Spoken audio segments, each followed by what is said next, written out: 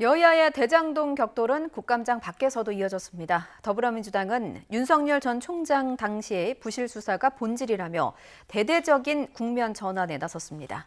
국민의힘은 맹탕 국감, 조급한 삼류 꼼수라며 이재명 후보가 비리 결정체라고 맞받았습니다. 황혜경 기자입니다. 더불어민주당 지도부 회의실에 윤석열 전 검찰총장의 얼굴이 등장했습니다. 부산저축은행의 자금 일부가 대장동 개발에 유입된 점을 부각하며 당시 주임검사였던 윤 전 총장을 정조준하고 나선 겁니다. 특히 박영수 특검이 당시 변호사로 개입한 점을 거론하며 박영수 사단인 윤 전 총장이 부실 수사했다고 몰아세웠습니다. 당장 박영수 특검 주변 100억 수수료 있는데 다 계좌 추적을 해보십시오. 당장 돈을 지금 받은 게 확인된 곽상도는 50억을 지금 아들을 통해 받았다는 것 아니겠습니까? 윤 전 총장에 대한 징계가 정당했다는 1심 판결에 근거해 곧바로 고발 조치에도 나섰습니다.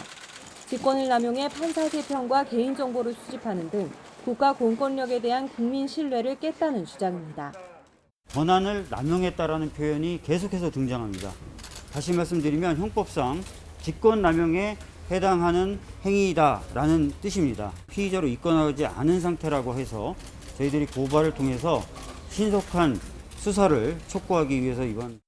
반면 국민의힘은 이재명 더불어민주당 대선 후보 공격에 화력을 집중했습니다.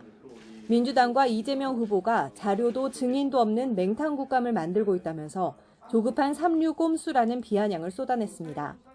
국민은 바보가 아닙니다.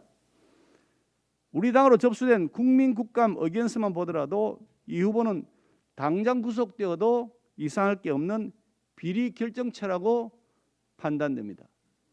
치열하게 경선 중인 대권주자들도 이 후보를 향해서는 협공을 펼쳤습니다.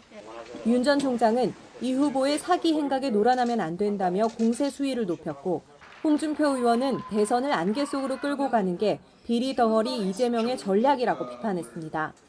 유승민 전 의원도 명분 없는 반대를 멈추고 특검과 국정조사를 받으라고 압박한 가운데 원희룡 전 제주지사는 아예 스튜디오를 차리고 종일 라이브 방송을 하며 이 후보의 국감 발언을 조목조목 비판했습니다. 핵심은 이겁니다. 그 초과이익 환수 조항을 위례에서도 있었고 나중에 우리 보면 의왕시에서도 있잖아요. 네. 요거를 유동규가 그것만 삭제했어요.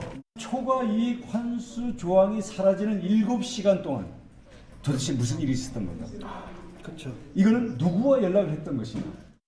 대선을 앞두고 불거진 초대형 이슈를 두고 책임을 상대 진영으로 넘기기 위한 여야의 전면전은 갈수록 치열해지는 양상입니다.